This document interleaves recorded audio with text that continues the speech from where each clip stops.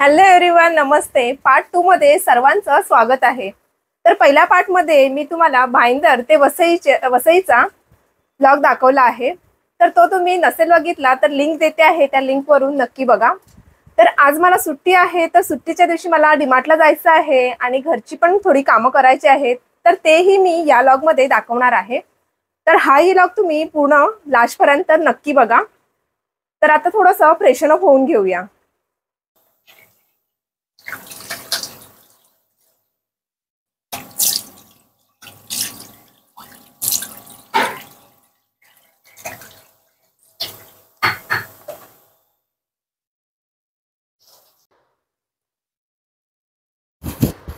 तर आता थोडं फ्रेशन अप झाली आहे आणि आता थोडं नाश्ता बनवून घेऊया, कारण भूक पण खूपच लागली आहे। तर चला नाश्ता बनवायला जाऊया किचन मध्ये। फ्रेशन अप झाली, आता नाश्ता थोडा बनवते कारण खूपच भूक लागली आहे।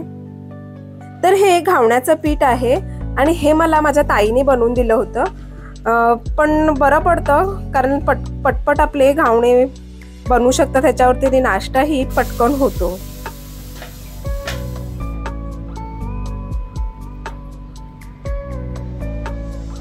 तर पटपट असे घावणे करून घेते कारण भूक पण खूपच लागली आहे। तर हे घावणेही खायला खूप छान असतात। तर मी कधी गावाला गेली तर ह्या घावण्याच्या पिठाची रेसिपी तुम्हाला नक्कीच सांगेन। तर मस्त असा घावणा माझा खालून शेकला आहे, तर आता पलटून घेऊया। तर पटकन पलटला पण आहे। तर नाश्ता पण करून घेऊया आणि नाश्ता करून झाल्यानंतर थोडा वेळ आराम करून मी डीमार्टला जाणार आहे। तर आता मी डीमार्टला आले आहे, दुपारचे 3 वाजले आहेत आणि ऊन पण खूपच पडलं आहे। तर माझ्या घरातलं थोडंसं सामान पण संपलं आहे, तर म्हणून मी डीमार्टला आले आहे। तर थोडीशी शॉपिंग करूया डीमार्टमध्ये। तर आता महागाई तर आहेच खूपच, तर तरीही आपण थोडीशी शॉपिंग करूया, चला।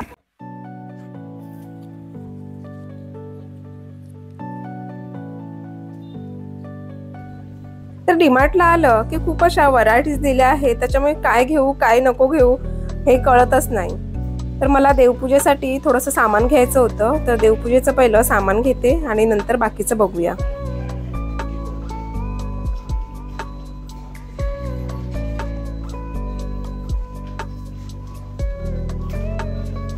तर इकडे दूध पण आहे आणि दुधावरती पण ऑफर्स आहेत। तर इकडे गोवर्धनचं दूध पण 39 रुपीजला लिहिलंय।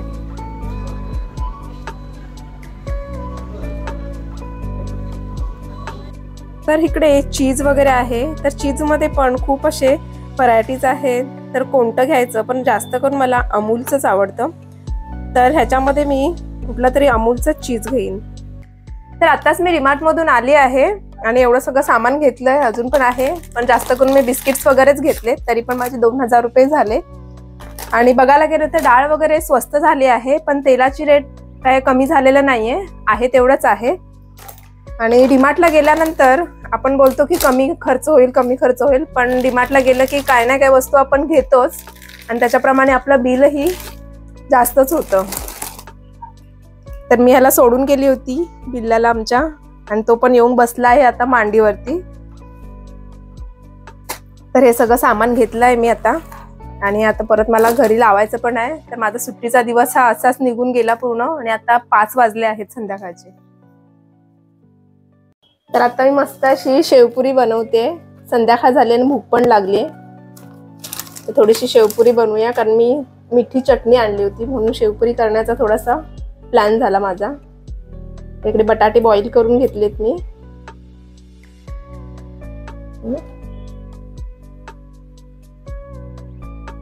वरून मी मस्त असा कांदा टाकलाय आणि आमचूर पावडर आहे।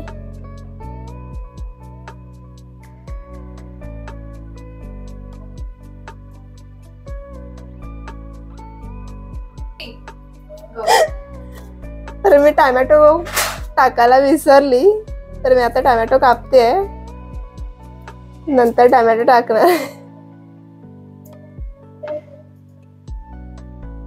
तशी कोथिंबीर पण टाकली आहे, विसरलेला टोमॅटो पण टाकला आहे।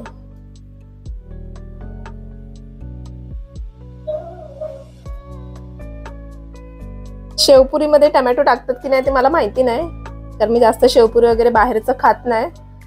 त्याच्यामुळे तुम्ही मला सांगा कमेंटमध्ये नक्की की टमॅटो टाकतात की नाही शेवपुरीमध्ये.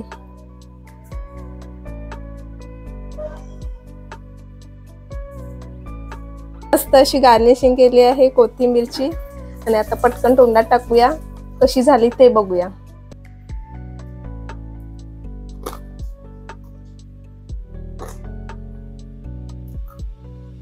मस्त झालं, पण थोडंसं मीठ कमी आहे.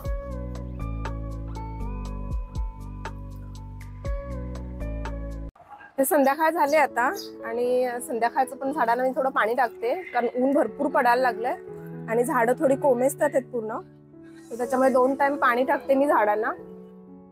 तर तुम्ही लास्ट टाइम बघितली असेल माझी बाल्कनी. आता खूप दिवस मी बाल्कनी दाखवली नाही, तर बाल्कनीमध्ये मी नवीन झाडं लावलेत. हे एक झाड आहे आणि माझ्या ह्या झाडाला खूप असं पानं आली आहेत आणि मस्त बहरलं आहे झाड हे. पण माझं मांजर पूर्ण त्याची पानं काढून टाकतंय. तर इकडे मी कांद्याची पात पण लावली आहे. तर हे सगळे कांद्याची पात आहे इकडे, पण ती पण मस्त झाली आहे. मध्ये मध्ये मी काढते भाजीसाठी पण. आणि इकडे चवळ्या पण लागल्या आहेत माझ्या.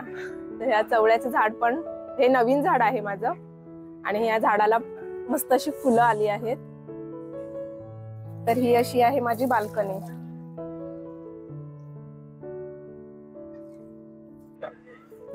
झाडांना माझ्या पाणी टाकून झालं की मी थोडंसं बॅकरोडला जाणार आहे, कारण आता सनसेट पण होणार आहे आणि मी खूप दिवस झाला सनसेट बघितला नाहीये. तर सनसेट बघायला पण मी जाणार आहे. तर फक्त झाडांना पाणी टाकून आता निघूया सनसेट बघायला.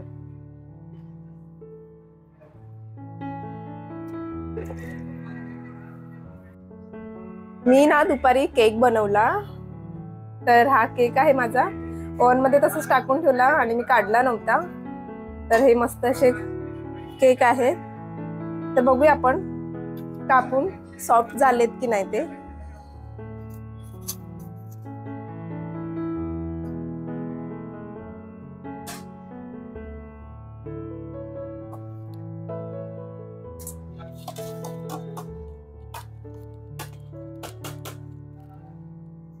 ये तो मस्त असा माझा केक झाला आहे. कापून पण दाखवते तुम्हाला.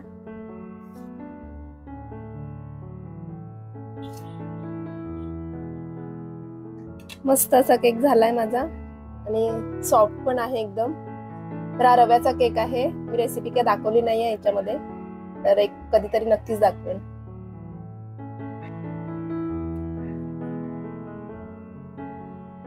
खायला पण खूपच छान झाला आणि एकदम सॉफ्ट झाला आहे. मस्त झालाय. तर आता मी बॅक रोडला आली आहे. तर तुम्ही बघू शकता माझ्या पाठीमागे मस्त असा सनसेट होतो आहे आणि खूप अशा गाड्या पण चालल्या आहेत इकडे.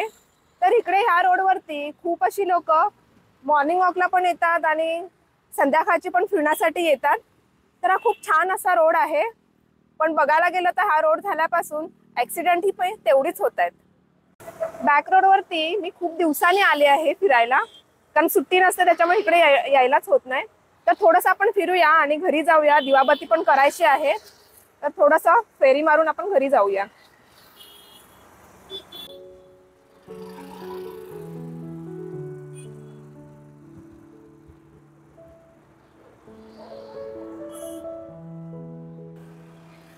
तर इकडे खूप असे प्रोजेक्ट पण येतात आहेत आणि इकडे खूप मॉल वगैरे पण बनत आहेत. आणि समोर तुम्ही बघताय ती विरारची म्हाडा आहे.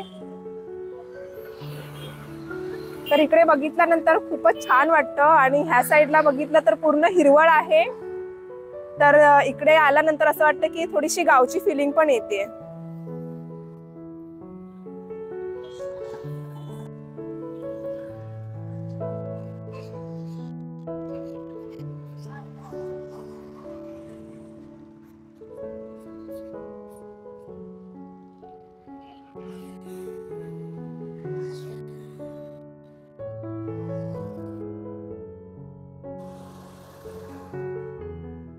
बॅक रोडवरून घरी आली आहे आणि आता दिवाबत्ती करायची आहे. संध्याकाळची वेळ झाली आहे, ते दिवाबत्ती करून घेते.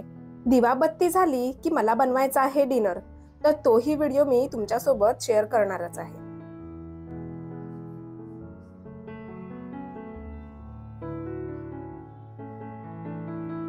डिनरचा व्हिडिओ मी तिसऱ्या पार्टमध्ये दाखवणार आहे, तर तो तिसरा पार्टही तुम्ही नक्की बघा. तर आता हा व्हिडिओ इथे आपण लास्ट करूया आणि भेटूया तिसऱ्या पार्टमध्ये. तर आतासाठी बाय बाय.